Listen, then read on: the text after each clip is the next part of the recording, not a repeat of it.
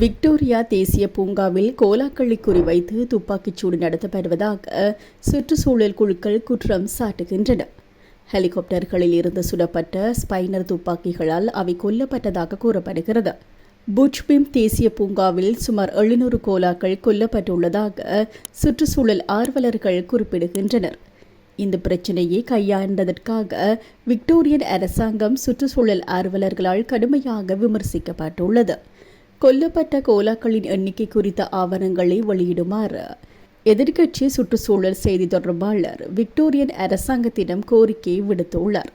இது தனது சொந்த மாநிலத்தின் நட்பெயருக்கு ஏற்படுத்தக்கூடிய சேதம் என்றும் அவர் கவலை வெளியிட்டுள்ளார்.